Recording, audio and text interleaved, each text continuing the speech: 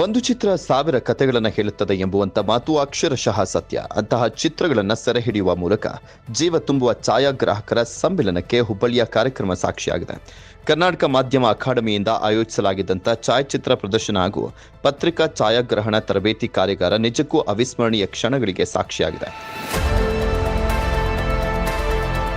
ಹೌದು, ವಾಣಿಜ್ಯ ನಗರಿ ಹುಬ್ಬಳ್ಳಿಯ ಇಂದಿರಾ ಗಾಜಿನ ಮನೆಯಲ್ಲಿ ನಡೆದಂಥ ಕಾರ್ಯಕ್ರಮ ಸಾವಿರಾರು ಚಿತ್ರಗಳ ಸಮಾಗಮದ ಬಹುದೊಡ್ಡ ವೇದಿಕೆಯಾಗಿ ಹೊರಹೊಮ್ಮಿದೆ.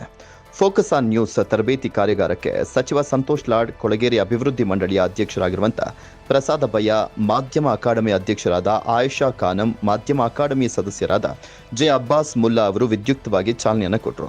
ಇನ್ನು ಮಾಧ್ಯಮ ಅಕಾಡೆಮಿ ಏರ್ಪಡಿಸಿದ್ದಂಥ ಪತ್ರಿಕಾ ಛಾಯಾಗ್ರಹಣ ಸ್ಪರ್ಧೆಯಲ್ಲಿ ಮಂಗಳೂರಿನ ಸತೀಶ್ ಈರಾ ಪ್ರಥಮ, ಕೊಪ್ಪಳದ ಪ್ರಕಾಶ್ ಕಂದಕೂರ ದ್ವಿತೀಯ ಹಾಗೂ ಭರತ್ ಕಂದಕೂರ ತೃತೀಯ ಬಹುಮಾನವನ್ನು ಪಡೆದರು. ವಿಜಯಪುರದ ಸುಧೀಂದ್ರ ಕುಲಕರ್ಣಿ, ಧಾರವಾಡದ ಬಿಎಂ ಖೇದರನಾಥ, ಕೊಪ್ಪಳದ ನಾಭಿರಾಜ ದೇಸ್ತಾನ್ ಅವರ ಫೋಟೋಗಳು ತೀರ್ಪುಗಾರರ ಮೆಚ್ಚುಗೆಗೆ ಪಾತ್ರವಾಗಿದೆ.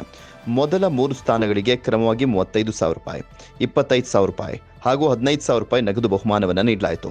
ಒಟ್ಟಿನಲ್ಲಿ ಮಾಧ್ಯಮ ಅಕಾಡೆಮಿಯ ವಿಶೇಷ ಕಾರ್ಯಕ್ರಮದ ಮೂಲಕ ಕಾರ್ಯಾಗಾರದ ಜೊತೆಗೆ ಸಾಧಕರನ್ನ ಸಮಾಜದ ಮುಖ್ಯ ವಾಹಿನಿಗೆ ಪರಿಚಯಿಸುವಂತ ಕಾರ್ಯವನ್ನ ಮಾಡಲಾಗಿದೆ. ಕಾರ್ಯಕ್ರಮಕ್ಕೆ ನಾಡಿನ ಮೂಲೆ ಮೂಲೆಯಿಂದ ಛಾಯಾಗ್ರಾಹಕರು ಆಗಮಿಸಿ ತಮ್ಮ ಫೋಟೋಗಳನ್ನು ಪ್ರದರ್ಶನಕ್ಕಿರಿಸುವ ಮೂಲಕ ಯಶಸ್ವಿಗೊಳಿಸಿದರು.